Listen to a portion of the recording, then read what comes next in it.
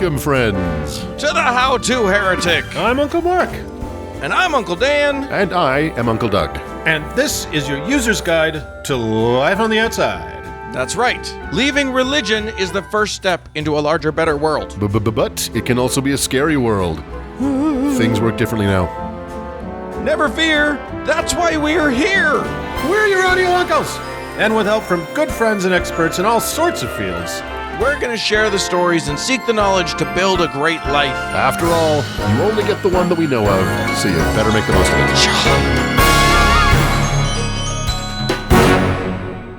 Oh my gosh, you guys. Hello. Oh my gosh. How are you? Right.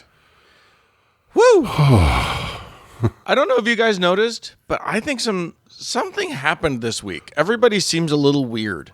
Did something happen? I think the McRib came back. Oh, yeah, that'll do That it. is definitely one of the seven seals.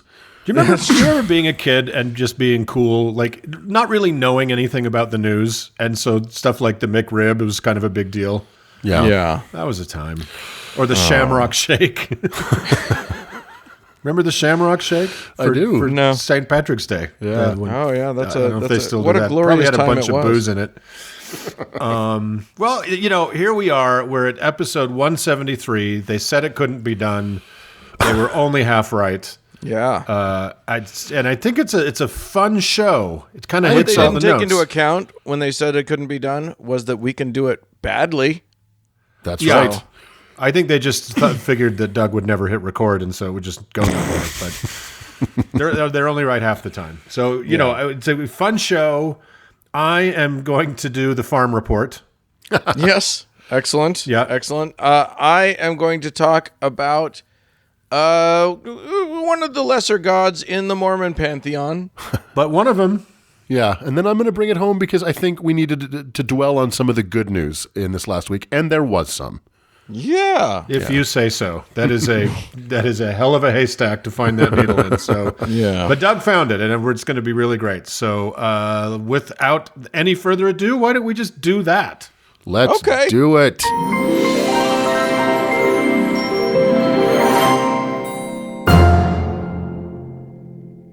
Oh, Uncle Doug. Yes. You know, the other day I was walking along the beautiful Bonneville Shoreline Trail. I don't know if you've been there. I have. But it hovers above our Hogle Zoo here in Salt Lake City. I'm not actually in Salt Lake City, but, there in Salt Lake City. You know, when I was a kid, every time I went to the Hogle Zoo, I tried to find the cage where the Hogle was. Doug was dumb. Doug was an exceptionally dumb kid.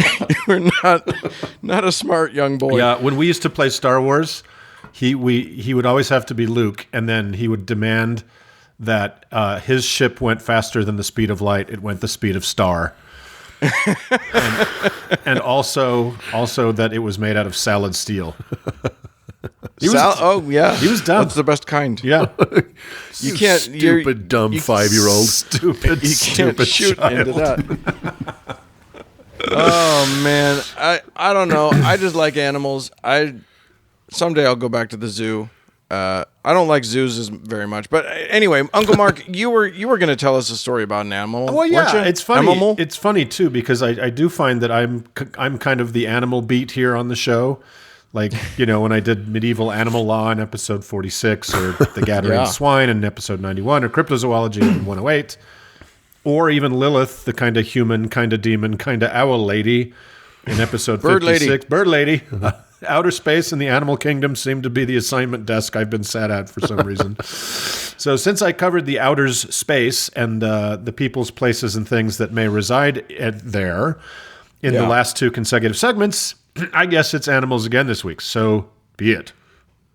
Now, there's an animal you might have heard atheists refer to offhandedly pretty often that, to my recollection, I've never heard a Christian want to talk about, like, at all.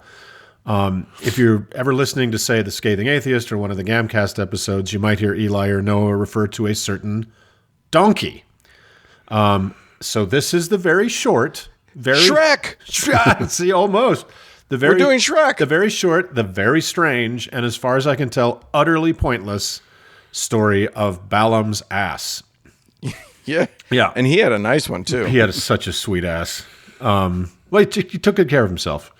Yeah. Now Went to the gym. You'll find this peculiar little story in the part of the Bible that, as we've said many times on this show, is where the American Christian heart lurks, that being the older of the Testaments. In the highly gripping and engaging book of Numbers, to be specific, sandwiched in between... Even the title's exciting. It's so terrible. Sandwiched in between Leviticus and Deuteronomy. What a great neighborhood, huh, fellas? That's the good spot. That's the sweet spot right there. It's a great place to hang out. Pentateuchal, if you will. It is Pentateuchal. So the Israelites are done with their wanderings, and now they're on their march to the Promised Land. And when we pick up the story, and despite 40 years of bizarrely pointless homelessness, and which never happened, and the previous book of the Bible being a massive list of what they could not eat, which was damn near everything. See episode 9 for that classic. They are numerous and looking pretty well fed, this posing a threat to Balak, the king of Moab. If you didn't know that sleepy resort town in southern Utah's Red Rock country had a Canaanite king, now you do. So anyway, Balak is all head up about this, and he doesn't think all his horses and all his men can take the Israelites mano a mano. Yeah. So naturally, what you do is he consults the famous seer and spellcaster Balaam, who, and I cannot stress this enough, is the son of Beor and Pethor for no important reason whatsoever. But whatever, he hires him to put a curse on Israel. So, did Beor and Pethor meet because their names were similar? Is that how the romance they met started? at a club for people with really shitty names, like a support group. Hagar runs it on Thursdays. Peor was complaining a lot about their name until they met Peor. Pethor, whatever. So he wants Balaam to put a curse, Balaam, son of Beor and Pethor, to put a curse on Israel. So he sends some goons to go get Balaam and offer him some dosh to curse the mightier Jews for the king. And Balaam is like, yeah, I can probably hook you up with a good curse for that, but tell you what, why don't you guys spend the night and I'll talk to God and he'll let me know what we can do, okay? Cool, good night. Great pickup line, by the way. So They stayed, and sometime later that night, Yahweh, Almighty God, omniscient and omnipotent, all-knowing, creator of the universe, slips under the cover of darkness and goes up to Balaam and is like, hey, psst, Balaam, hey, Balaam, you up? Are you still up? And Balaam is like, hey, yeah, you came, that's awesome, so how are you? And then God asks, who are these men with you? Again, all-knowing creator of the universe. And Balaam says that they're King Balak's goons come to buy a curse with which to smite the encroaching Israelites. And God is like, oh, hell no. Those are my people. I chose them. There will be no cursing, young man, for they are blessed. Okay? Good night. So, suck it. The next morning, over coffee and croissant, Balaam is like, yeah, so this is awkward, but God says the cursing is a no-go, dog, so take your time, finish your breakfast, but I'm not coming with you. So bummed, the guys go back to King Balak, curseless. Miffed, good King Balak sends even more important goons with more medals and sashes and whatnot to try to impress and cajole the legendary spellcaster Balaam, and told them to tell him the following. This is a direct quote. Do not let anything hinder you from coming to me, for I will surely do you great honor, and whatever you say to me I will do. Come, curse this people for me. Isn't that sweet? It's like a note from a dad, right? Wow. It's like I can just like the... It feels like a Trump tweet. Do you guys know who Korean Dad is? Have you ever seen Yes. on social media? It's just lovely, right? It's just the sweetest, Just a completely guileless guy. the nicest man. I like to read that quote in Korean Dad's voice. It's just so sweet. But the good and faithful wizard tells the very important emissaries, although Balak were to give me his house full of silver and gold, I could not go beyond the command of the Lord my God to do less or more. You remain here as the others did, so that I may learn what the Lord will say for me. So hang in there, guys. I promised a donkey. There will be a donkey. So that night, Almighty God, once again, spoons up next to Balaam, totally innocent, just sleeping bag to sleeping bag stuff, no skin, and says, if the men come and summon you, go with them, but do only what I tell you to do.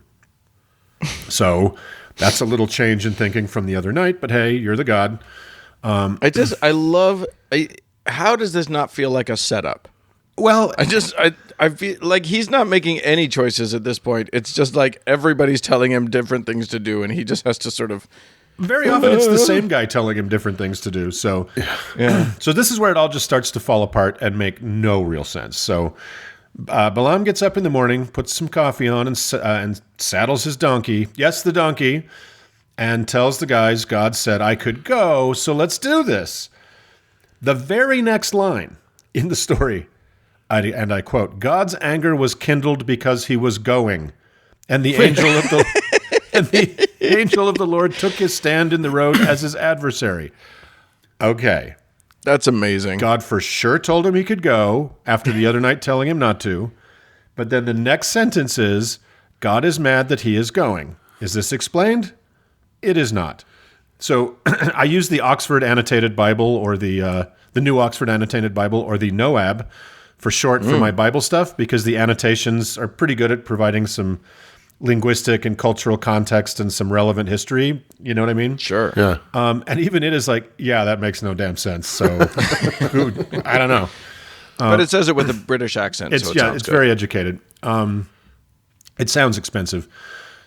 Okay, but that's not even the good part or the bizarre part. So Balaam's sleepover pal, God, creator of the universe, gets mad for no reason and sends an angel to stop Balaam from doing what he told him he could do just hours before. But it's a special angel. You know they say dogs and cats can tell an earthquake is coming before it does, which is probably bullshit anyway. Right. Like they have some weird sense. Well, God sent a sword-bearing angel to stop Balaam that, wait for it, only the donkey could see. Right. So That's what you want. so good, right? There's no why. It's just a donkey-only angel. The donkey, no doubt broken from a life of being hit by men holding things, tries to avoid this menacing apparition and swerves off into a field.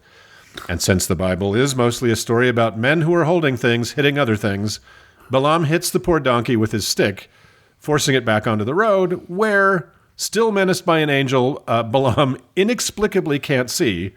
The donkey overcorrects and goes over by a wall and gets so close that he causes Balaam to scrape his foot, causing an increasingly angry Balaam, you guessed it, to hit the poor donkey again with his stick.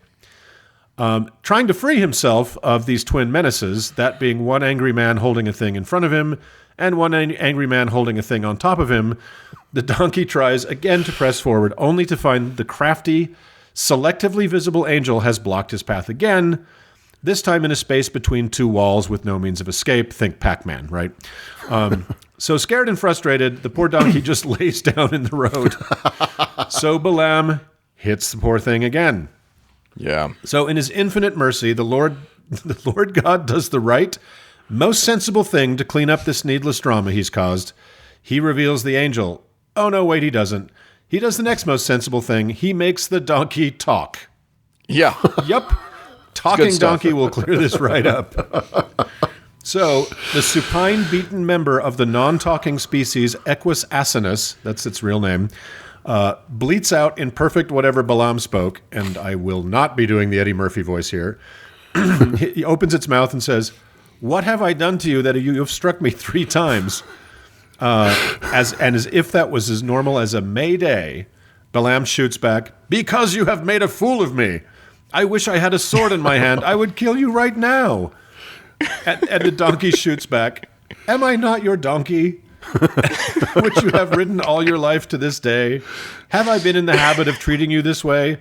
To which a perhaps Miss chastened Daisy, I'm trying to take you to the store. to which a perhaps chastened Balaam simply replies, "No." I mean, this is Wait, like what? watching a couple have a fight in the linen aisle at Target, right? Just an embarrassing marital spat where they both just feel bad and regretful at the end. Because that's the energy the Bible felt it needed right here, I guess. Oh, my God. But wait, there's more. Now the Lord God decides to make the angel visible. Now he decides to make the angel visible to Balaam, because who knows? And upon seeing, Well, because he's arguing with the donkey. The first trick he argued with, and so he upon has to go to seeing number 2. the armed angel with a sword before him, Balaam realizes he has no choice but to secretly practice polygamy and marry teenage girls. Oh shit! No, sorry, I got some Mormon chocolate on the Canaanite peanut butter there. No, he didn't marry Fanny Alger. He just fell on the ground in worshipful terror. So the angel says, why have you struck your donkey these 3 times? Says the person that is responsible for him doing that. I have come out as an adversary because your way is perverse before me. Also, the way you told me to come last night, that's cool. He continues, the donkey saw me and turned away from me these 3 times. If it had not turned away from me just now, I surely would have killed you and let it live. Wow. To which animal abuser and sudden angel seer Balaam meekly replies, I have sinned because I did not know you were standing in the road to oppose me. which is sort of code for like, you can't just make up rules and then not tell me. You're the boss, so now therefore, if it is displeasing you, I will return home. Okay, as Dan was saying, how could you have committed the sin of not seeing the angel if the angel was fucking invisible? Is this some moral test, but for the donkey? Like, who incidentally is never mentioned again. So the talking donkey. The talking donkey, it's over. But does it lose the power of talking, or does it go on to have adventures? We'll never know. It probably goes on to solve crimes all over Palestine. It goes on and meets up with Fat Camel, and the two of them. Yeah. So Balaam goes on to meet with the king, and they make some altars a few times, and blah, blah, blah. It doesn't fucking matter. Like I said, that is the entirety of the Mr. Ed miracle of the talking donkey and the needlessly invisible angel and the God who can't remember what he said a few hours previously.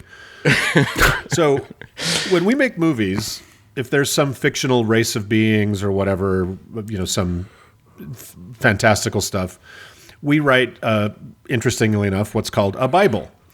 And we call it a Bible. And that's the rules that govern your fictional world as you go about world building. So, yeah, to keep things internally consistent. Yeah, exactly. They can do this. They can't do this. They would do this. They wouldn't do this, right? The Bible has a massive problem with its Bible. Yeah. Even within the same stories. They forgot that step. Even from one line to the next. The rules of the universe change for no discernible reason, right? We talked about this when Doug did his 2-parter on Joshua a couple weeks back. Kill everyone in this city, but it just enslaved the people. In the next one, take all the livestock in this one, but kill all the livestock in this one. Why? It's same here. One day God says, don't go. The next day he says, go ahead, to the exact same request. Then the very next morning, he's pissed about Balaam going after he told him he could. So he sent an angel to stop Balaam that only the donkey could see. Then makes the donkey talk, but just for a minute, only to have the angel that was invisible appear to Balaam, who he was just trying to stop to tell him to saddle up and go ahead. Like, this, it's just baffling. And we also talked both about the nativity and the crucifixion story, or Easter, right? Yeah. Spread between the Gospels, how they're completely different stories. Can I propose a solution to this problem? Tell me. I think at some point I am going to do, and probably next week, we'll see. I'm going to do a thing about how the Bible, or at least including the fact that the Bible is polytheist in nature. Well, you've talked about that before. Gods. Yeah, and the God of, Yahweh admits to it. Yeah. So here's the question. Maybe there were different dudes talking to Balaam. Maybe, that's right. At night it was one guy, in the morning it was another guy. It's fucking Loki going to him at night and going, hey, it's cool if you go. Don't worry about it. Exactly. Just go ahead. And then Odin appears in the day. He's like, what the fuck are you doing? Why are you... What? Somebody go down there with a sword, please. I'm put a stop to this. Let's send that angel down, but don't appear to the man, just to the donkey. Right, yeah. That'd freak him out. But then do appear to the man. Right. It's like either just have the donkey talk or just show the angel. What the fuck? Like, right. So right. This is part of what our Christian friends want us to believe is the most perfect book. The greatest story ever told, yet the storytelling is a fucking shitty mess that would get a show on Netflix that nobody's ever heard of canceled. Totally. What a joke. So This would get a YouTube series canceled. it's self-published novella. Right. So this story is just one needless narrative disaster in the big book of needless narrative disasters and inverted morality. So that's Balaam's ass, Hooray. guys. You know what's funny about that is we talked about this a couple weeks ago when we talked about Jericho and Jericho being destroyed.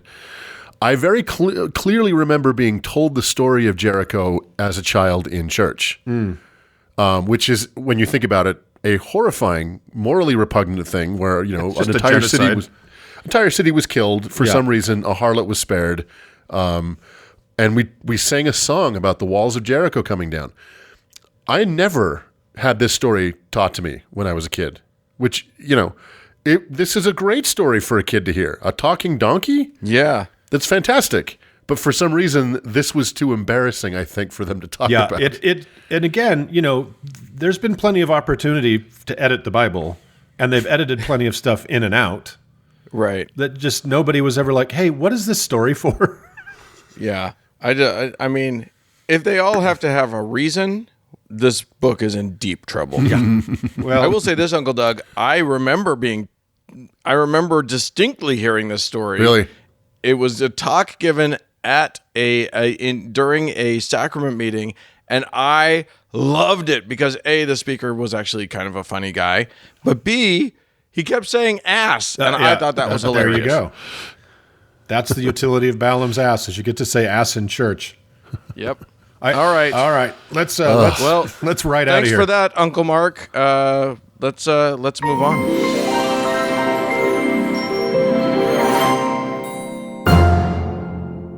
Uncle Mark. Yeah. Hi. Hi. Glad you finally decided to join us. Yeah. I've been here the whole time. As longtime listeners of our show will undoubtedly know, the Mormon Church is very progressive when it comes to women. Almost too progressive. Yeah. It's like all of Christianity that way, really. That's right. Yeah. If you and Islam and Yeah. Judaism. It's like and Wahhabi And- of progressive. Yeah. Yeah. But there is one particular Mormon woman that doesn't get talked about a lot. And I think Uncle Dan is going to break that rule. Marie Yeah. Osmond. Marie Osmond, the other That's Osmond. right. Weren't there No, a it's- whole bunch of the Osmonds? Oh, there's a The whole other bunch. sister. It's Stephanie Osmond. There was Meryl, and was there Merlin? I don't know. Probably. Probably. I think they're the same as the Bee Gees. Is that true? Am I wrong? I'm not sure. I once had to kick Jimmy Osmond out of a go-kart. Man, you're just telling all of our story on that I one. worked at a little there. go-kart place when I was a teenager, and he was behaving very badly. So, and he literally said when I kicked him out, "Do you know who I am?" Oh, that's amazing. Yeah, That's great. No, please tell me. I want to know who I kicked out of a go-kart. That's amazing. There you go. Well, listen, as you guys know, I'm going to start with some real fun here. As you guys know, in the year of our Lord 1995, Yes. the Church of Jesus Christ of Latter-day Saints, also known as the Church Too Stupid to Give Themselves a Name that didn't have the word "of" in it twice, released a totally fine, entirely non-controversial document with the not at all overly grand title, "The Family, a Proclamation to the World." Yep, and everything's been fine since then. Yeah, it's all been gravy since that moment. I know that you fellas are familiar with this document, but for any of our listeners who haven't heard of it, I don't know. Do I recommend that you look it up? You'll certainly learn plenty about what's going on with the Mormons. Do you need to be any more mad this week? Yeah, right, right. But just so that you don't have to read it yourself, this is a very loving, beautiful statement about how families are important or whatever, but what's far more important is that we are like 100% sure that our 90s sensibilities about gays being yucky will totally hold up forever. It literally starts with this, quote, "We, the First Presidency and the Council of the 12 Apostles of the Church of Jesus Christ of Latter-day Saints, solemnly proclaim that marriage between a man and a woman is ordained of God, and that the family is central to the Creator's plan for the eternal destiny of His children." Wait, did you say they solemnly declared that? Yes, thanks for that solemnity, Shit. fellas. Well, fuck, that's serious. Yeah. Yeah, don't you hate it when somebody proclaims something in anything but the most grave and somber of tones? Yeah, there's very few jovial proclamations. Right? Not enough, if you ask me. Yeah, exactly. Anyway, we wouldn't want you throwing your back out there, fellas. It's just in case you didn't catch the gist of that first paragraph. Here's 6 paragraphs later. Oh, God. Quote, "The family is ordained of God. Marriage between man and woman is essential to his eternal plan." They literally just repeated exactly the same thing with slightly different word order. So, pretty important. It's basically the hate so nice they wrote it twice. Now, I don't know. It's obvious here. I don't have to be explicit here that this is basically what this is getting at is that only straight marriages count, right? That's obvious. If that's what you're getting out of this, fine. Anyway, lest you think that this is now considered some sort of artifact of a less enlightened time, know that the church has doubled and tripled and quadrupled down on this spite screed, so much that it is now considered a pillar of the faith. Yeah. They point to it all the time. It is framed and hung in thousands of Mormon homes all over the world. Yep, letting those young budding queer kids know exactly how their families feel about them. 100%. Yeah. What are the other pillars of Mormonism? Casserole, Mayonnaise, casserole, BYU football, sherbet. and And Jell-O. Anyway, we'll get to those on another show, but all of those are correct. You are right. Look, but hey, this one doesn't just reinforce their homophobia. No, in one single one-pager, they managed to deny the existence of trans and intersex people, shame the childless, hint that abortion is bad, promote toxic ideas of gender roles, and decry divorce. But they're pretty keen on, quote, wholesome recreational activities. So, it all balances out. They're big on potato sack races, but the queers can get the fuck out. Yeah. Yeah. Exactly. So the part of this shitbag essay that I want to focus on, however, is this. Quote, "All human beings, male and female, are created in the image of God. Each is a beloved spirit son or daughter of heavenly parents, and as such, each has a divine nature and destiny." Say what? Yeah, non-Mormon just- listeners, did you catch something there? Yeah. Yeah. That was not just Heavenly Father mentioned there. That said Heavenly Parents. So what is happening? Well, to answer that, we have to go back to one of the things the Mormon Church most prides itself on. They are the family church. It is their biggest selling point, their top pitch. Teenagers on Mormon missions hit it hard. Am I right, Uncle Doug? Oh, absolutely. Families can be together forever. That's the big one. How would you like to be with your family for eternity? Can I tell That's you, what they... No. when I was a kid, Right. that would send me into literal anxiety spirals. Yeah. I would. I would have. My breathing would be affected when they said you're going to spend eternity with your family. So, Yeah. But as strange as it may sound to you guys and many of our listeners, and Doug's met apparently my family. there are people out there who would actually want this. The idea Gross. of eternal life with not just yourself, but your whole damn family. Gross. Now, there's another Mormon doctrine that sweetens the deal.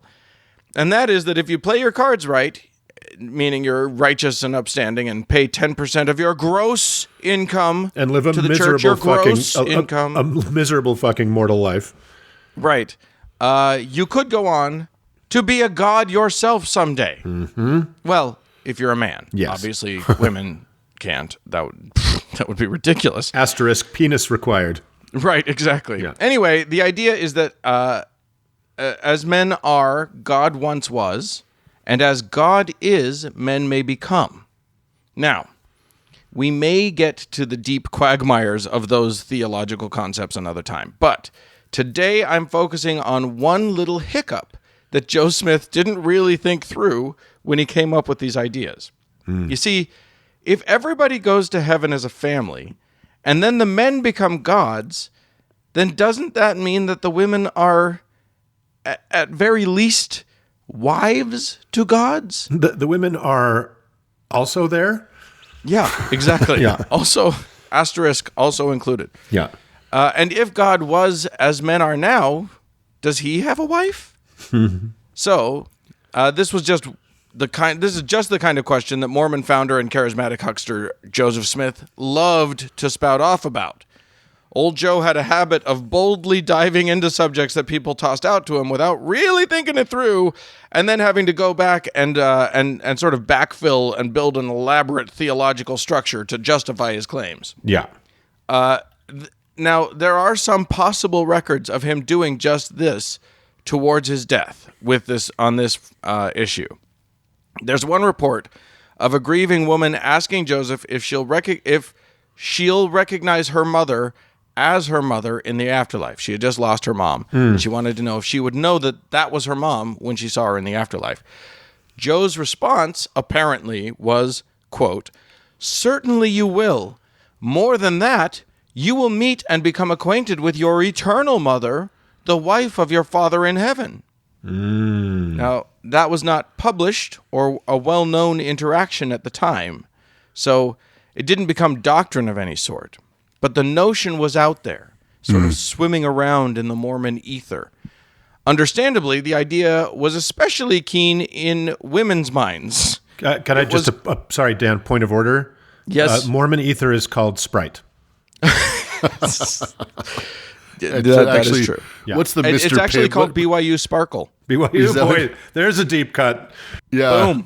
Is that like the Mr. Pibb of the Sprite kind of is. soft drink? Okay. But it gets to be different colors depending on what your wedding theme is. Yeah. Sorry to interrupt. No problem. I needed a drink anyway. Of delicious Sprite. Of delicious BYU Sparkle. Yeah. Anyway, as I was saying, the women were thinking a lot about this notion, and it was clearly on the mind of one Eliza R. Snow. Now, Eliza was a powerful and somewhat subversive character in Mormon history. Or maybe I should call her Eliza R. Snow Smith Young, because she was the 16th concurrent wife of Joseph Smith, and almost immediately after his death, became the 10th concurrent wife of the second prophet of the Mormon Church, Brigham Young. They did wait a very respectful 3 months after Joe's death before tying that knot. She sounds like a black widow. She's Maybe she's a mover and a shaker. She's killing these guys off. You know what I mean? She knows her way around the power structure. Yes. Eliza established herself as sort of the poet laureate of Mormondom and wrote many of their hymns. So she was very influential with both of her husbands, apparently able to make her voice heard over the cacophony of all the other wives. I don't know all the ins and outs of it, but it does seem like the menfolk were all low-key terrified of her. Oh, really? Oh, really? Well, I mean, look, I would say that they respected her, but she was a woman, so it doesn't seem really likely. Yeah, First time respect for everything. curdles into fear. Yeah. Yeah. Anyway, her hymns and poetry were and still are revered among the Latter-day Saints. One of her most famous is the poem turned hymn, "Oh My Father." You guys remember that one? I don't. It was written less than a year after Joseph died, and it is beloved to this day. It's no wonder that you guys don't remember it, because it's slow and somber. Uh-huh. And I'm sure you guys turned off immediately the second it started to play. Yeah. But Mormons sing it frequently, and it basically is the tune. The tune is just a riff on the American folk song "Down in the Valley." Da, da, da, da, da, da, da, da. The first verses, which are the only ones that usually get sung, are standard sort of "Wow, God, you're so big and mighty" stuff. Uh-huh. But then she snuck these tidbits into the last part of the third verse and the first part of the fourth verse. So here we go. "In the heavens are parents single? No, the thought makes reason stare. Truth is reason, truth eternal, tells me I've a mother there. When I leave this frail existence, when I lay this mortal by, Father, Mother, may I meet you in your royal courts on high. Huh. Ta-da! Suddenly the idea of a heavenly mother entered the Mormon literature in their out-loud voice. And Eliza being Eliza, it seems that all the men kind of just shrugged and let her have this one. Huh. So, boom. Just months after Joseph Smith dies, suddenly Mormons have a heavenly mother. But what's next? So, what does the church do with such a thing? Now, they had a few options. They could, A, start building the theology of Heavenly Mother and crafting the doctrine that surrounds her. B, disavow the concept as unsupported by Scripture and just get rid of it. Or C, look in another direction and hope that it just sort of solves itself. That would be Now- C, the Mormon thing they always do. Well, there are plenty of actual examples of each of those options being employed. But yes, you're right. They went with C. They threw the hymn into the hymn book and then said almost nothing about it for a long time. In terms of statements from the first presidency of the church, which is comprised of the prophet and his two counselors, and are the only voices that 100% count when it comes to Mormon doctrine, there was one statement in 1909 that referenced a, quote, universal father and mother, and then not much else. 1909? Yeah. Oh, wow. And then not much else until that proclamation of the family in 95. Huh. There was a talk given by a guy who was about to become the prophet. That was Gordon Hinckley in 1991. He was specifically addressing the women of the church in the General Relief Society meeting. And I know that Relief Society sounds like a cult, but it's just the women's organization within the church, so it's only part of a cult. Yeah, it's just part of the cult. At that meeting, Hinckley addressed a letter supposedly written by a 14-year-old who he identified only as, quote, Virginia. As in, yes, Virginia, there is a Heavenly Mother. For a second, I thought you said the 14-year-old was identifying as Virginia. I'm like, where is this going? It was a very complicated time. This is very interesting. Okay, keep going. Right. Well, so Virginia, which you should all imagine permanently in scare quotes because she almost certainly didn't exist, Right. And this letter was just made up as a device for him to talk about these issues. Anyway, Virginia had noticed that there was no mention of women going to Mormon heaven in the scriptures. Oh. Nor did there seem to be any mention of women in the prophecies of Joseph Smith when he described heaven, which, if you have 30-odd wives, maybe your idea of heaven doesn't include women. Who knows? The letter literally contains the question, are men more important than women? Which is a desperately sad question to have hanging in the air so late into the 20th century, but totally valid. Wow. Anyway, Hinckley basically answers by saying that women are very important. No, they don't get any of the magic powers or authority that men get in the church. At age 12. Right. Yeah. But we haven't figured out a way to make babies without women, and we wouldn't have anyone to oppress if we did. So, very, very important. And just as important as men, if you think about it. And we haven't figured out how to make casseroles without women. Right. Yeah. Exactly. Yeah. He then quoted from a different talk that he gave at a different time in which he addressed an issue that young fake Virginia hadn't asked about at all, but was clearly bubbling among the real women of the church. He said, in part, quote, "It has been said that the prophet Joseph Smith made no correction to what Sister Snow had written, in part because he was dead before she wrote it. Therefore, we have a mother in heaven.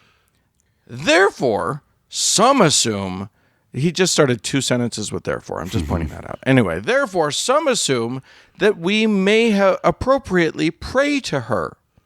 Logic and reason would certainly suggest that if we have a father in heaven, we have a mother in heaven. That doctrine rests well with me. However, Oh, I cannot wait to see how he sticks this landing. in light of the instruction we have received from the Lord himself, I regard it as inappropriate for anyone in the church to pray to our mother in heaven. What year was this? 91. Wow. So that's right. Those damned feminists were starting to pray to her, and somebody needed to address it, put a stop to it. Hinckley went on for a while, citing scripture after scripture, which said that you pray to the Father, not the Mother. And that is that, period. Now, there isn't much known about Holy Mommy. She's kind of an enigma. Yeah. There's some writing about her, but all the research in the world amounts to these bullet points, which I stole from a BYU article about her. She is a heavenly wife and parent. One person called her our great heavenly mother was the greater molder, as in she helped to mold. She did more in molding us somehow. Okay. She was a divine person. I would imagine. Super helpful. Yes. Thanks so much. Right. Kind of Married to God, that's probably a thing. kind that of by makes- definition. Boom. We're really cooking on all four cylinders here. Co-creator with the father, as mothers tend to be. They suppose. They do the most of the creating, actually. They do the bulk of the work. Yeah. But the father takes the good credit. He so gets that's good. 50% of it, right? Right. Involved parent in our mortality, which, and as an example of that, they gave the example of a guy, again probably made up, who this was a woman giving a talk who mentioned this, so obviously stupid. Don't listen to her, but told the story of a man who heard a woman's voice telling him to give up cigarettes. So. What? Obviously, that's a mother in heaven talking. A kindly, motherly voice told him to stop smoking, and by gum, he did. I'm convinced. Right? Yeah. It's all the proof I need. Well, she certainly shares her husband's completely screwed up priorities. Well, You I know? mean, smoking's not great. No, but are there not bigger fish to fry? Well, not for her anyway. Or maybe she's too busy actually frying fish, Yeah. but we'll get to it. And then the final thing that we know about her is that somehow she is our mother in heaven in the hereafter. So, So we'll our see real her. mothers are just kind of hosts. Yeah. Gotcha. Yeah, and that's the thing.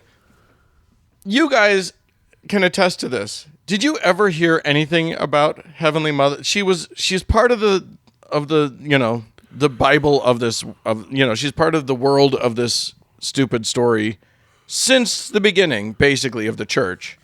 Did you hear word one about her? No.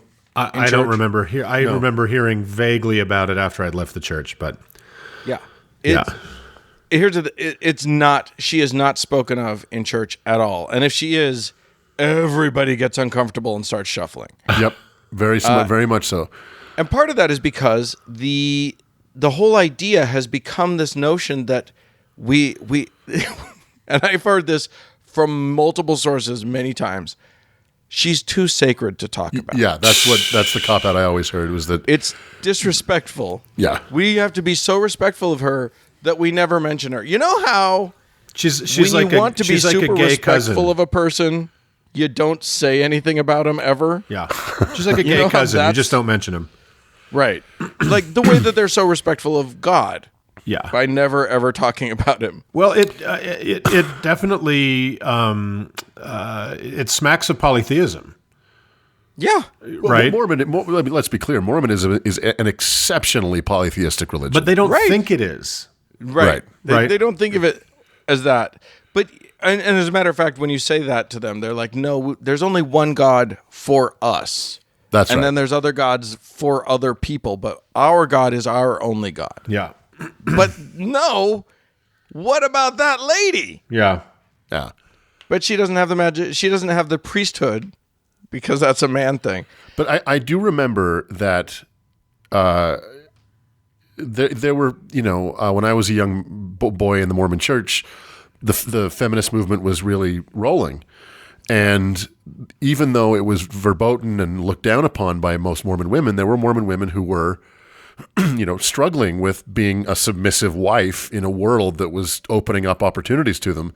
Right. And so I remember the idea of Heavenly Mother being kind of used as a cudgel to like, hey, we're not all misogynists here. We have a Heavenly Mother, and she's so sacred we don't talk about her. She was our black friend.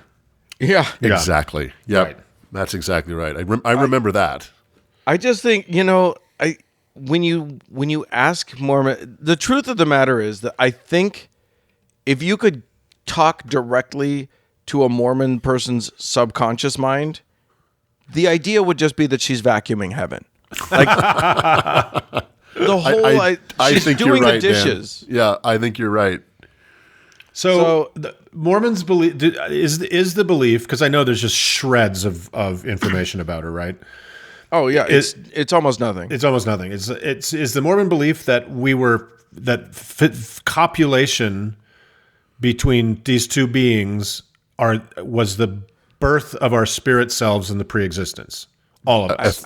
Essentially, yes, right, Dan? Essentially, yes. Yeah. So basically, unless we're talking about an eternity of pre-existence, Heavenly Mother is like the alien queen with a big fucking ovipositor, just slopping ploppy wet eggs onto the floor, and then God comes in like a fucking salmon and just milks all over them. Is that it? Right?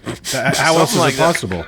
Either that, or she's the Catholic mother in Monty Python's Secret of Life, just plopping babies all over the place. Yeah. Either way, she's your mother and mine. The woman behind the curtain. Pay no attention to the woman her. behind the veil.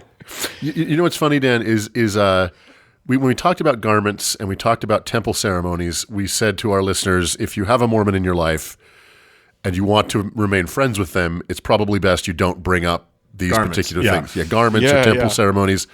It'll make them very uncomfortable. They'll be very offended. But this is one that you could. Like, you could actually, to a Mormon friend of yours, say, like, tell me about this Heavenly Mother thing. Well, it's you'll not get doctrinal. nothing from them. That's the point. They would know less than Dan was able to find about it. But they wouldn't be offended. I don't think they'd be mad. Because it's not really sacred or doctrinal. It's just... I would be curious. I don't know how they would respond. I think that might be our former Mormons out there, write into us and tell us if you would have been offended, right, about how you would have handled the discussion of Heavenly Mother, because there is a touchiness to it. It is kind of like I think it's touchy, but I don't think it's like friendship ruining or offensive. Yeah, I think they don't. I think you're allowed to be curious about it. Right. They will just not have anything to tell you. Yeah. They will just say, "Yep, she's there." The end. Bye. that's what I know. So there you go, everybody. Good to know that the Mormons are. They're feminists. They got a woman god. Yeah. One for the ladies. Yeah. Well, thanks, Uncle Dan, and everybody call your mom. Yeah. Bye. Bye.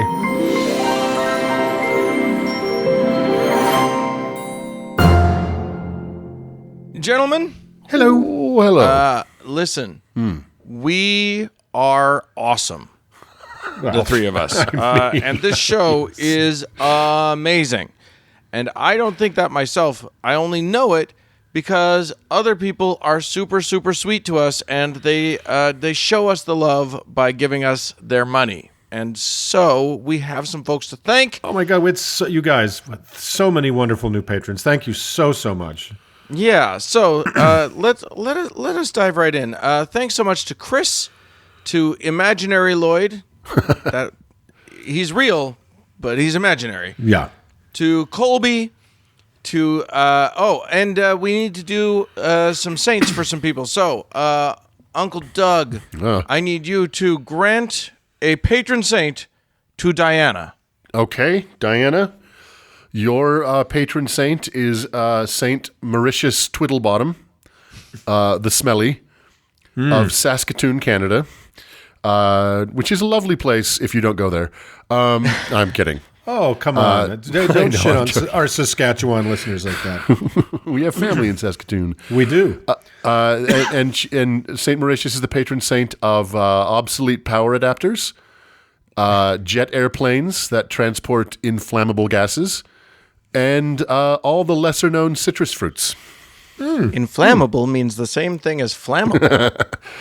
I'm sorry, but flammable means the same thing. I'm pushing my glasses up on the bridge of my nose. Yeah, exactly. Actually. Well, there you go. That's Diana. What a treat you've just received. That's a good one. And I will give a saint to Matt, and Matt's saint is Saint Blorfus of Taroon, and Saint Blorfus is the patron saint of statues wearing people clothes and of anything dragon scaled in texture, and the patron saint of cat towers. What are there? There's no theme. Random shit. What sort of statue? Is it clothes that are not made of marble? No, it's like you put a funny hat on the statue. Yeah. Well, I think that patron deserves that kind of specificity. Is all I'm asking. Okay, that's fair. I'm just asking for accuracy in sainting journalism. It's like you put a Harry Potter scarf onto a statue, and then suddenly they're part of Gryffindor, and that's pretty funny. And Abe Lincoln is suddenly whatever those people are. He's a Patriots fan. That's it. There you go. So there's that. But we're not done. No. Nay. We're not done. There's 2 people that get heavens. Oh, so amazing. Shite. Strap in, everybody. Uncle Mark, go. Well, this comes from our old friend Kate, who I think has been with us from the beginning, and but she's sold enough plasma to be able to kind of, up her game patronage-wise. So everybody take a lesson from Kate. There's gold in those veins of yours. Yeah. So, dearest Kate, sell your car. It's fine. Yeah, whatever. Sell your kids. Dearest Kate, on a day far from now when you and the girls get methed up and go for one last bank heist, not because you need the money, you just need to feel the rush one last time, and the Swedish Navy finally spots your getaway in the repurposed Colombian cocaine submarine and torpedoes you, and you gently pass from this earth, you will go to a place, maybe a slightly familiar place. It's a place of sunny beaches and crashing waves, gleaming cities set just so on the shining coast, vast deserts and fascinating ancient cultures. It's somehow familiar, but also somehow different. You see, Kate, you've come home. Well, sort of home. It's exactly like the mortal home you knew and loved. It's just that for time and all eternity, you will live in a gorgeous version of your Southern Hemisphere home that isn't actually trying to kill you. You've arrived in safe Australia. That's right, Kate. Unlike your mortal probation, now you can go on walkabout in the bush or just to your garage without fear of being bitten by the choppy brown Wallamalinga or the spotted bottlenecked Hornakatankalanga or the John O'Malley jumping wolf scorpion or the three-nostriled Manipuloo or the reticulated stinging rutabaga or the Canberra stranglebush or the Rampangamanganoo gliding fang or the crimson Kramaranga or the Lieutenant McDaniel's swimming spider, or the bill-beaked boomerang bat, or the Queensland dive-bombing crab, or the Great Barrier sheep, or the Palamagoo leaping jellyfish, or the Mornanga Sally boy, or the Murray River Millatrizillipede, or the tow truck spider, or the flightless blood eagle, or the scrambling wagga wagga, or the great white gypsy moth, or the common Irwin stabber, or the lurking crocomile, or the Furiosa darting potato bug, or the Mount Dinga machete worm, or even the Adelaide thrashing koala. All of these classic Australian marsupial murder creatures that get no mention in Ken Ham's bankrupt art park have been reduced to cute and cuddly little creatures as adorable as a baby Hemsworth. You can get up to pee at night without fear of needing a gallon of anti-venom at any moment. And just in time for your arrival, the gods of the southern skies have made a recent upgrade. In addition to removing every stinger and stabber and ovipositor and claw and poison sac and fang, they have just this year made Safe Australia totally fireproof. Your eternal koala friends can munch away lazily without fear of incineration in their fireproof forests. I know you got an uncharacteristically generous heaven, Kate, but for some reason I can't explain, that's the mood me and the gods are in today. So enjoy eternal shrimps on the Barbie and oceans of bad beer in Safe Australia, your own custom heaven from which there is no escape and no respite. There you go. That's lovely. Wow. I think there already is a Safe Australia. I think they call it New Zealand. Probably so. I don't think New Zealand is as outright murderous as Australia is naturally. You know, I learned half of those things that you mentioned in that list, Uncle Mark, in dance class when I was a kid. So, did you really, including the Mount Dinga machete worm? That's a fun one. The secret is in the ankles. And you got to get your ankles right. The Mornanga Sally boy, more likely. So enjoy that, Kate. That one I just did it naturally. I do love the idea of a flying fang, though. Yeah, it's a gliding fang. Okay. You know, it's like it doesn't actually flap; it just has to jump from a tree. It looks like it flies, but it's really just it's falling with style. It's just coming at you. Yeah. Yeah. That's all you need to know. Well, I now have to give a heaven after that to JK, and JK, you probably deserve something funny and good like what Mark just bestowed on Kate, but you don't get that. You get this. So it's been a hard week. Yeah. But yes, I think we might spot a theme of thought between the two of them. Anyway, so JK, you wake up to a beautiful morning. The sun is shining, the birds are chirping. It's a nice day. You have a lovely breakfast, you do your morning routine, you know, that shit came out like a champion, and prepare to face the day. Everything seems normal, everything seems fine. You grab your stuff, you head out the door, and it's great. Things just feel really, really nice. The pandemic seems to be over. Neighbors are chatting over their picket fence across the street. One turns and waves hello to you. You wave back and head off to work. Everything seems normal, but maybe just a little nicer. As you go through your day, you realize that you don't feel any sense of existential dread. There's no ugly feeling that today will be a battle. There's only the sense that life is pretty darned okay. At work, you have some meetings, and everybody is collaborative and fun. Credit is given where it is deserved. Problems find solutions. Disagreements are resolved respectfully. And it's all very mature and impressive. A coworker asks if you want to go grab lunch, and you say, sure. You head to a favorite spot, and that's when you notice that something is different. That Jehovah's Witness guy that likes to post up on the corner with flyers, he isn't there. Oh, and when did they tear down that Lutheran church down the block? How did they have time to build a library in its place without you knowing? Later, you check the news, and it's all kinds of banal. I mean, some stuff has happened, but nobody's screaming at anybody. Politicians are disagreeing, but they're being oddly civil about it. The president gives a speech, but she doesn't end it with God bless America. You dive into research mode, Googling everything you can think of.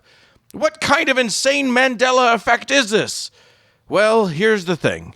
You're dead. That's the bad news. The good news is, this is your heaven. It's America.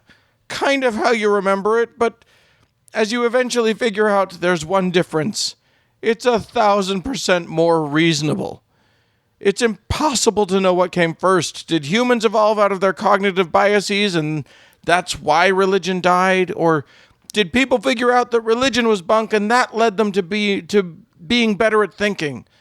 Either way, your heaven is great. It's just normal life here in America, but so much better. The end. Oh, boy, the two of you are in a mental place right now. Right? I think we've freed two continents of their toxins. Yeah. Of their main problem. And breaking with tradition, we both gave people actually pleasant endings. I know. Yeah. I feel bad for Pause. I gave a heaven to her last week that was pretty much the worst thing I could have done. Well, look, as Uncle Mark has said, you sculpt with the clay you have. That's right. Heaven is a crapshoot. You never know what you never know what you're going to get. Shoot. It's like marriage. You just don't know what you're getting into. That's so true. Heaven is like a Well- box of shit-filled chocolates. Yeah, all of these people got this worthy recognition for being the best kind of people, and that's people who give us money. So if any of you out there would like to join the pantheon of beautiful people who do that, you can do so by going to howtoheretic.com, click on the Support Us tab, and then just give till it hurts. Like we always say, Yeah. that's always good. And remember, when you do that, you get an extra 20 minutes to half an hour of this bullshit every week. Yeah. You get access. So- You get the keys to the patrons-only backstage pass, green room lounge extravaganza, honeycomb hideout. No, I don't want That's- Mark to scare anybody off because you can still be a patron and not listen to the patron content. So Yeah, you don't have to, but it's there for you if you want It's it. Schrodinger's patrons-only content. It's either there or not there. Right. That's up to you. And both are available to you. And also, if you can't afford to give to us because it's a shitty time in the universe and plenty of people can't afford things, giving stars is free. You know, go to the Apple Podcasts and give us a review. Go to Facebook, give us 5 stars wherever you can, and that's always a nice thing. Yeah, and I have a review up if you don't, Dan. Oh, good. No, I gave up on that. Yeah, we got some lovely, beautiful. Thank you guys for doing this, for these 5-star reviews. It's very sweet. This comes to us from Tender Operator, which is a great name and something we could all use this week. It says, "Thank you, uncles, 5 stars. The hilarious and ridiculous yet compassionate and insightful topics on this show are a lighthearted voice for the secular community. I listen while I work and during my on-call shifts as an EMT, which, wow. These audio uncles help me maintain my sanity in these difficult times of COVID." How sweet is that? very sweet. Yes. Very kind. Stay sane, and that's lovely. If you want to hear your review read out on the program, we make no guarantees about that, but write one anyway, and maybe it'll happen. Yeah, and if you write one and it doesn't get read, send us an email and yell at us and we'll read it. Maybe. Yeah. I'm not. Uncle Mark's in a promising mood, but I'm not. So I don't know what's we'll come see over what me. happens. I'm having this like strange positivity today. That needs to stop. Yeah, Yeah, that's, we'll fix that. But let's just move on. Let's move on.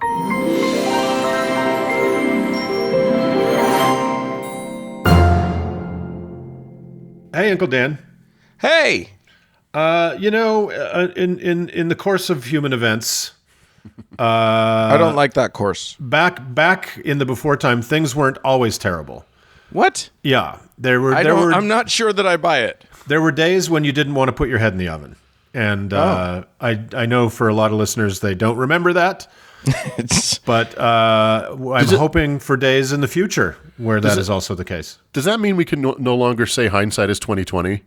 Because 2020 was such a fucking mess. Yeah. Well, such a at mess. least it's all in hindsight now. That's true. Well, dear uncles, it has been a hell of a week. Yes. What's How do you figure? we nearly lost the republic, but We may have lost the Republic. We still might. We'll see. nearly lost the republic. But then it was lunchtime, so they all had to go. Yeah, nobody brought Yeah. orange slices. So we all thought that 2021 would be the dawn of a new and better day. But if this week is at all emblematic of the year that's to come, Which it can't be, because then we'll all be blowed up by the end. yeah, because then 2021 will be basically 2020 supercharged with 6 pounds of uncut biker crank. Yeah. And it's nearly impossible to look at this last week and feel anything but a deep, gaping unease. Especially when our job is to try at least to be funny. Yeah. What happened is that our job? That's rough. I think I heard that once. Okay. What happened in our nation's capital this week and the dark forces that have been unleashed will be the defining struggle of our generation, no doubt about it. Back in episode 102, we took a little tour of the laughably stupid QAnon conspiracy, and what a merry time we had making fun of what was truly the unified field theory of derp. Yeah. But like all cancers that go untreated, this last week we saw this malignancy metastasize and spread to the very seat of our democracy. Back in episode 138, we discussed the similarities between the cult of Trump and the myriad other dangerous and deadly cults we have talked about on this show. This last week, we saw that cult cross the Rubicon from threatening to downright deadly. It's unspeakable what has happened to us. And Uncle Mark, you summed it up when we were talking on the phone the other day, possibly in the most succinct way. Well, it's This last Wednesday felt like 9/11. yeah. Yeah. that same sense of darkness, hopelessness, and helplessness that engulfed us. I had a visceral thing in my stomach. I'm like, when was the last time I felt this fucking It weird? was when the second plane hit the towers, right? Yeah. Yeah, And- except that even then, at least we had an enemy. Yeah. Now it's us. The We are the enemy is enemy. the call's coming from inside the house. Enemy's always kind of been us, but Yeah. It's hard not to be overwhelmed by that sense when you watch a group of armed, organized, and bloodthirsty fanatics somehow basically just walk unhindered into what we thought was the safest place in the world. Yeah. And one of the worst things about this infantile insurrection is that it eclipsed what was and should be one of the most amazing, hopeful, and progressive things to happen in our country in many years. And that's what I want to talk about today. Since we are finally, mercifully, spared the nearly hourly interjection by our soon-to-be indicted president into our lives and psyches via Twitter, let us take that pause to reflect on the incredible fact that Georgia, one of the original 7 states to secede from the Union over slavery, and the last to be readmitted after William Tecumseh Sherman nearly erased it from the map, is now a blue state. Yeah. That's amazing. I mean, it's a blue shade of purple, but yeah. Not only did it tip and vote for but President-elect... boy, was it red for a long time. Yeah. Yeah. And not only did it vote for President-elect Joe Biden and Vice President-elect Kamala Harris, but on Tuesday, Georgia elected Reverend Raphael Warnock and John Ossoff to the United States Senate. Thanks to us. Yeah. I mean, Stacey Abrams certainly helped. We'll talk about her. I guess. You can give her some of the credit, sure. This election is historic in many ways. Ossoff will be the first millennial elected to the Senate, and the youngest Is he senator. the first? He's the first millennial to the Senate. To the Senate, yeah. Wow. And not the House, but and the youngest senator elected to the Senate since the election of one Joseph R. Biden in 1973. Oh my God. Yeah, That's Joe funny. Biden was young once? Joe Biden. It I thought did he was happen. just an eternal. Yeah, exactly. And Ossoff will be the first Jewish member of the Senate from the Deep South since 1879. Jesus Christ. Now, Warnock will be the first African-American senator ever from the state of Georgia. I know. That's and the first insane. African-American senator ever from a former state of the Confederacy. Wow. No, Let no, that no. sink in. What? Is that Yeah. true? That's true. Ever. Ever. From the 11 states or however Yeah. many it was. Wow. This means, of course, that for hundreds of years, tens of millions of African Americans in the South have never been represented fully in the U.S. Senate until now. We often talk about this democracy being hundreds of years old, but for so many of our fellow citizens, this democracy is only decades old, and for many, it still has yet to be a democracy. But let's not let those facts lessen the glorious news out of Georgia. And I'm not in the mood to temper this victory with the fact that 2 of the most onerous and despicable people to ever cast a shadow, Kelly Loeffler and David Perdue, almost won. Now, they may cast shadows, but have you ever seen them cast a reflection? I don't true. think so. Warnock and Ossoff overcame decades of political atrophy, voter suppression, and institutional racism to win, and they fucking won. And that's awesome. The path to victory, like you said, Uncle Mark, was blazed, of course, by the likes of Stacey Abrams, Rebecca DeHart, Deborah Scott, LaTosha Brown, Mayor Keisha Lance Bottoms, and the many, many, mostly women of color who once again saved a country that does not seem to deserve them. Yeah. And numberless volunteers and people that knocked doors and did what they could during this pandemic. And Now, not putting us in the same universe as Titans like them, but as Uncle Dan, you mentioned, we also, in a limited way, participated in this victory. Along with the boys over at Cognitive Dissonance and our friends at the Gamcast, Opening Arguments, and Scathing Atheist, and others, we helped raise over $100,000, well over $100,000 for the Georgia runoffs. almost 140. Yeah, and you, our dear listeners, came through in spades and donated your hard-earned money during an economic disaster and a pandemic. And if there's one thing we can say about those 2 runoffs, every dollar mattered. Yeah, that's true. Yeah, And that's where I wanna get- they split that money between them, so it was they got around 70,000 apiece. Yeah, and that's where I want to get to today. One, that many people who have left religion miss the sense of community and shared purpose that one felt was still on the inside. But here we are, being a community. And 2, I don't want to call it irony because that's not what I think it is, but it's certainly notable that the community of atheists came together to raise money for a Bible-preaching reverend and that we are Yeah. all happy beyond belief to have helped a lifelong devout Catholic defeat a man who is in all likelihood an atheist to become president of the United States. That is true. Yeah. Yeah, Warnock is a professional religious person. He's not Yeah. just a religious person. That is his living. That's right. Yeah. I think this speaks to two things. The kind of religious people that Joe Biden and Raphael Warnock are, and the long, strange journey a lot of us have taken from the dawn of the new atheist movement to today. On the latter, Raphael Warnock has been a tireless advocate for the poor, has been arrested for protesting to expand health care, is pro-abortion rights, pro-gay marriage, anti-gun, was endorsed by Planned Parenthood, is loathed by the NRA, and is a senior pastor of the Ebenezer Baptist Church in Atlanta, preaches from the same pulpit as Martin Luther King Jr. Yeah. If more religious people were like him, dear uncles, we would have nothing to complain about. We'd be out of a job. That's right. Yeah. It is funny that we can talk about the good kind of Christian. Yes. I think it speaks to how our movement... the social justice Christian, that movement of, Yeah. of Christianity, absolutely. Like, we'd still have all our beefs with the Bible and shit, but those are people trying to do more good than harm.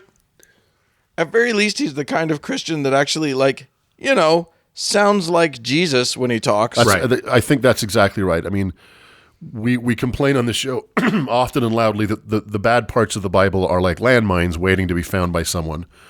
But Jesus Christ was undoubtedly, avowedly anti-wealthy, pro-poor, or pro-helping poor people. White. He was white. Yeah. And Warnock reflects the better angels of the Bible, and that's undoubted, right? Yeah. And I do think it speaks to how our movement, if you can call it that, has moved past some of the stridency of the Four Horsemen days to come to this moment. A younger, angrier me might not have been able to see past the fact that Warnock is a preacher. So that's a lot of throat clearing, but it's what I want to discuss with the two of you is how we have built a community out of the ashes and how that community has come to see itself and others in the world. And I'm just put a marker down here real quick that there have always been atheists, and the new atheist movement was far from the beginning of public atheism. Right. One of my favorite scriptures in the Bible is, I've said this before, is Psalms 14:1. The fool said in his heart, there is no God. Meaning that even back in biblical times, without podcasts or science or anything, there were people who were still like, I don't know if I can believe this shit. Right. But I like to pair that scripture with the scripture, I think in Matthew, it's somewhere in the New Testament that says, that basically condemns anyone who calls someone a fool. I think that's right, isn't it? Where you call someone a fool is worthy of hellfire, some garbage like that. Yeah, or he's had his reward or something like Yeah. that. Anyway. There's a tweet for everything. Yeah, exactly. But, for those who don't know, the new atheist movement kind of came out of the wake of 9/11, which was again, a very, very dark day and certainly brought the very idea of dangerous religious fanaticism to the fore. And in the wake of that, four guys, Christopher Hitchens, Daniel Dennett, Sam Harris, and Richard Dawkins most prominently, became kind of the voice of this. It was called the New Atheist Movement. Yeah. And they produced some very good and still very relevant books and materials. Yeah. But things have, I for one am very glad that the movement has evolved and morphed and matured since then. But, some of it has, yes, for sure. There's still, we are not without our problems. Yeah. But I think that, Hitchens has passed, Dennett, I don't know where he's at, but Harris and Dawkins have not aged well. I don't think that Dennett has a Twitter feed, which is probably a fucking good thing. Yeah, let's count our blessings on that front. Yeah. I don't know anything about what Dennett's doing, and that's probably good. He seemed not to be the real firebrand of the group, right? But in those days when, the God Delusion came out and the End of Faith, and these guys were being booked on Fox News and, like for combative interviews with Sean Hannity, atheism wasn't, I wouldn't say au courant, but it certainly kind of had its moment in the public sphere. Mm-hmm. Yeah. But I think the movement was hobbled by a kind of stridency that, in hindsight, I think, I don't want to say I regret it. I'm glad that it seems like a portion of the movement has moved above it. Does that make sense? Yeah, I would kind of I would modify a little bit, or I'd just add to the 9/11 moment, because in my opinion that was when the world clapped back at us, right? And that was a moment that'll, a lot of people kind of were shaken into realizing, oh, there's a world out there. We have had an impact on it. And not everybody's super happy about that, right? Right. Not justifying any fucking thing that was done on that day, but there is causation, right? Sure. Yeah. So, and I think what happened with the Four Horsemen is, unlike you guys, I've kind of feel like I've been reflexively atheist since I could kind of think about these things. And it just took me a long time to escape the prison camp I was in, Right? And then had a very clumsy. Where do you start? Where do you fucking start as an atheist? You know what I mean? Mm-hmm. Yeah. And the Four Horsemen hadn't happened yet, or not to my awareness, right? So I definitely became very aware of them after 9/11, and my very angry, strident atheism met with their academic justifications for it, right, in ways that were very confirming for me, and probably hit a lot of my confirmation biases.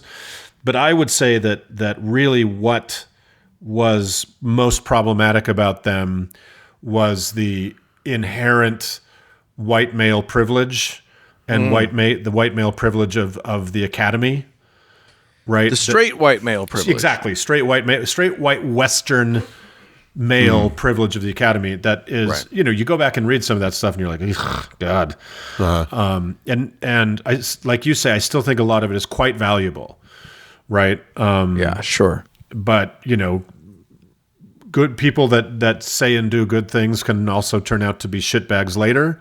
Or you can also... Or they can have concurrent shitbaggery sort of running parallel with their goodness. Exactly. But here's what's should be said about that is the truthfulness or falsity of the claims that these guys made in their literature about atheism and the damage that religion can and has done doesn't stand or fall based on them, based on their character. You know what I'm saying? Like, it doesn't matter if Aristotle never existed, because what his philosophy became isn't dependent on the morality of Aristotle. It stands on its own, and a lot of what these guys wrote stands on its own as far as critique of religion. Falls on its own. Or falls on its own. Yeah. But Harris. I don't know what happened to Sam Harris, but I still think At the End of Faith is a good read. Yeah. Absolutely. Yeah.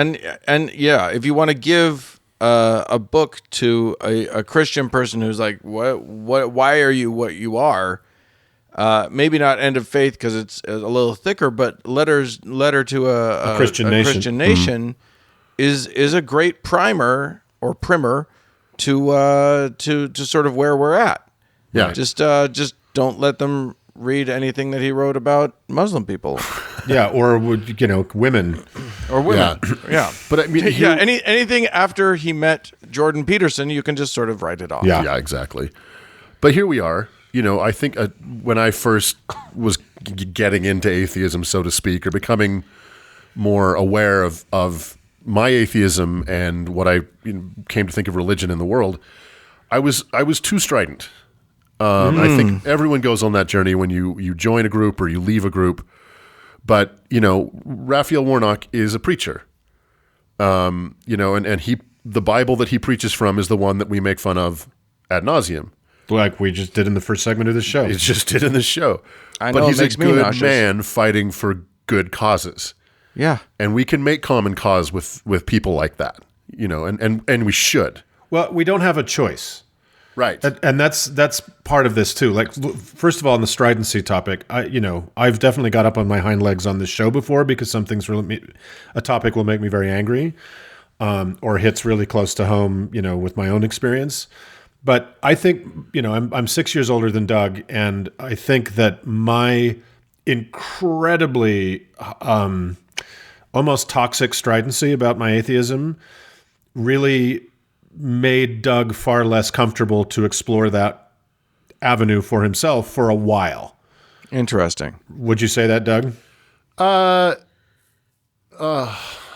I have to kind of reprocess my childhood. No, give let's not do give me that. a second here. That I know. I kind of know that's part of what was going on. Anyway, but we also, and I still have anger, and I've definitely moved into a more ecumenical space, I suppose, as an atheist. But even if I didn't want to, I have to. Right? Because that is the world we fucking inherited.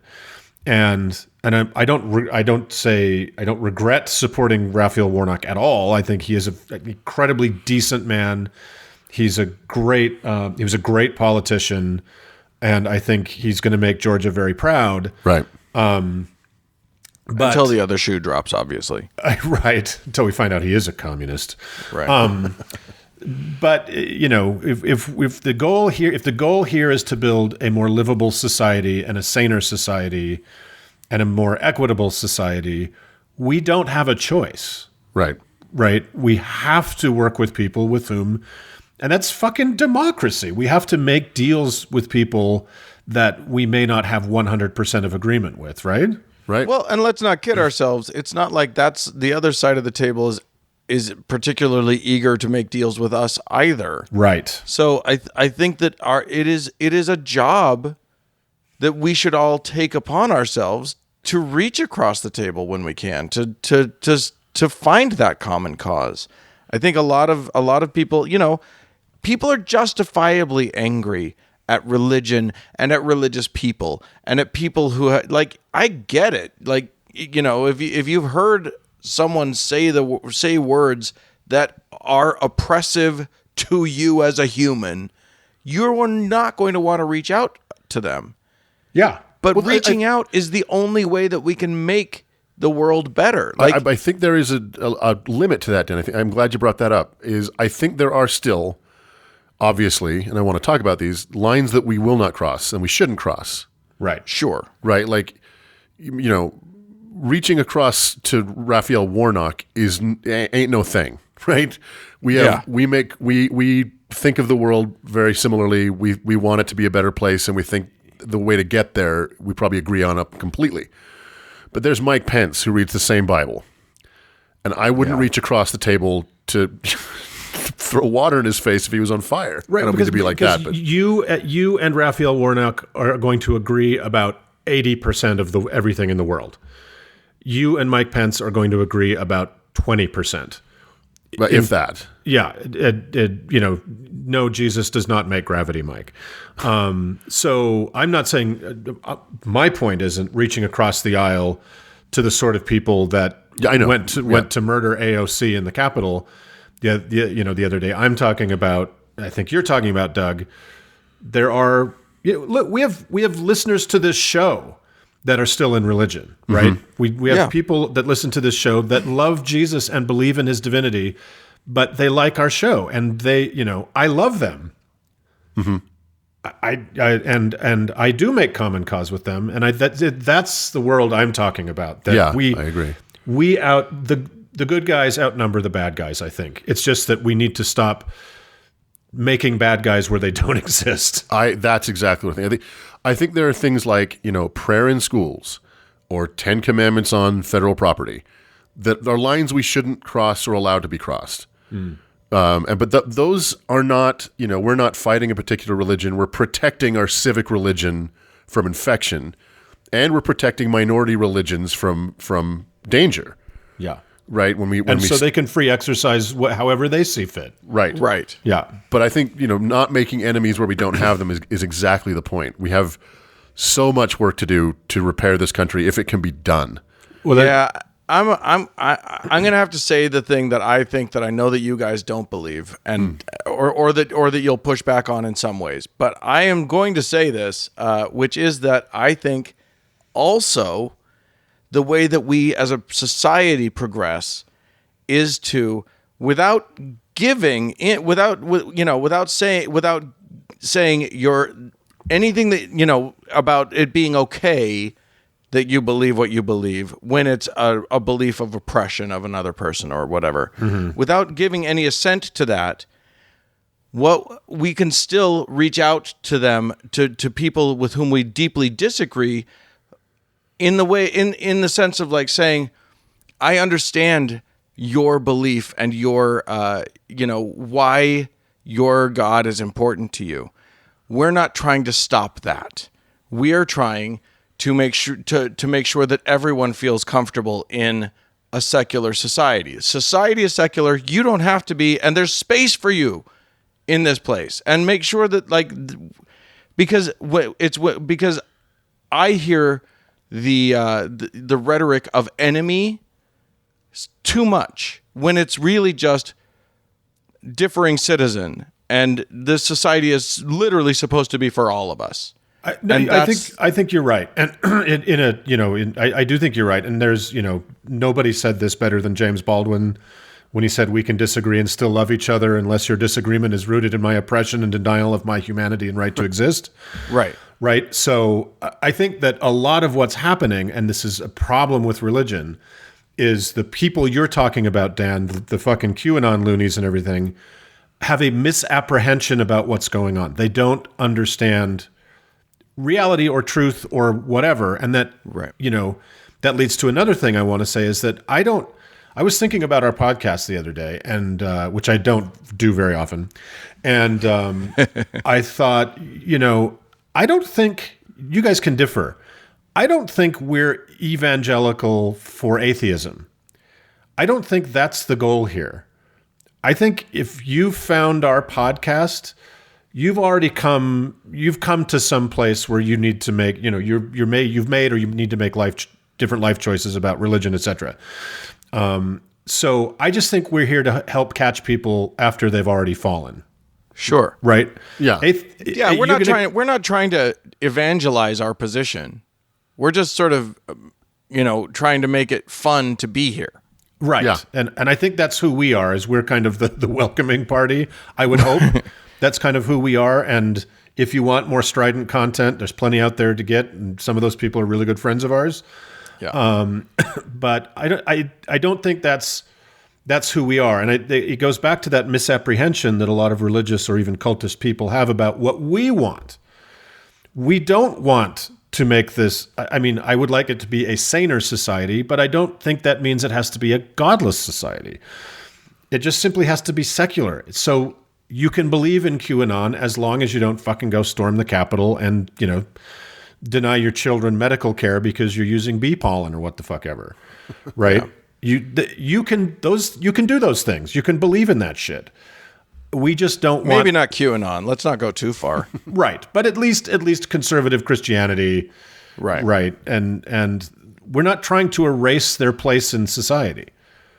We're just asking if we can have a place to stand as well. We're not trying to legally erase their place in society. We would gladly erase their place in society sort of from a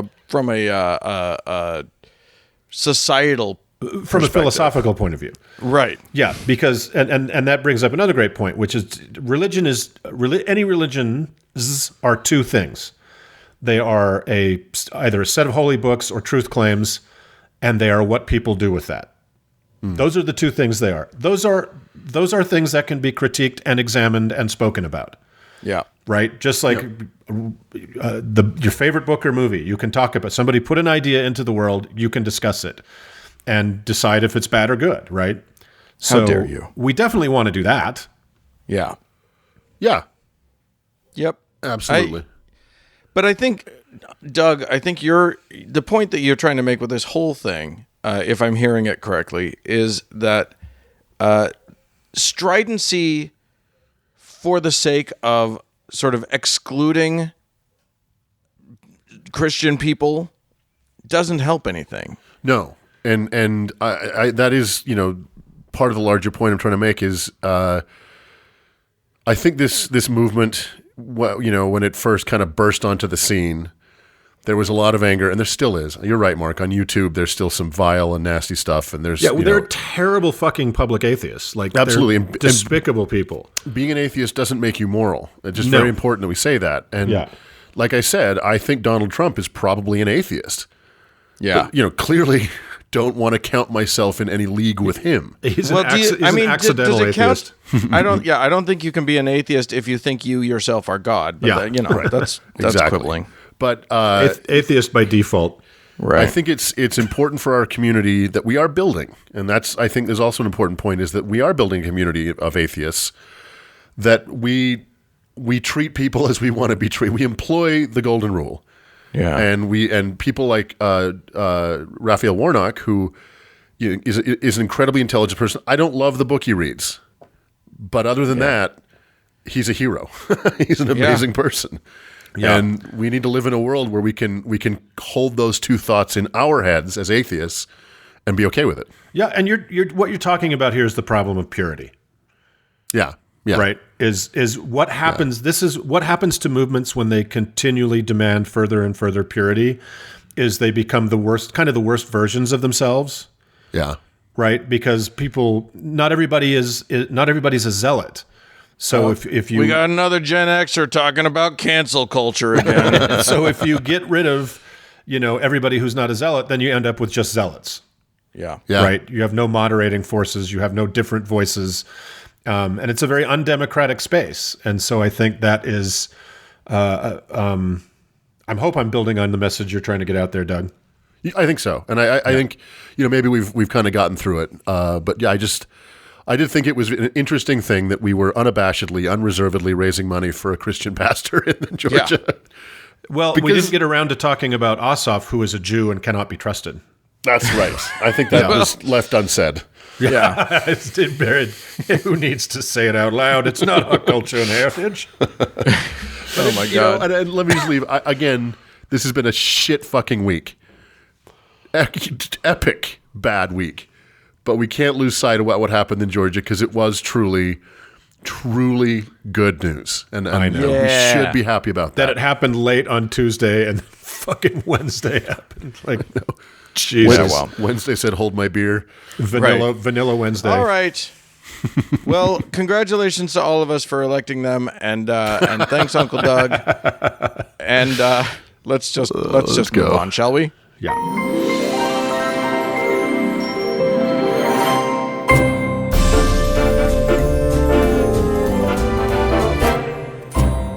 Well, friends, that is it for this week's show. Hey, we'd love to hear from you. If you are optimistic about any part of society, please send us an email, howto@howtoheretic.com. Or if you are our very cold and distant mother that somehow gave birth to probably, 15, 20 billion people, you should tell us about that. Leave us a voicemail at 903-88-HOW-TO, which is 903-884-6986. Heavenly Mother, you can also at me on Twitter, at HowToHeretic. And as always, thanks to our ever-increasing gaggle of patrons. And thanks to Cody Layton, who is our invisible angel with a sword, for editing the show. And thanks to all of you friends for tuning in. Bye, friends.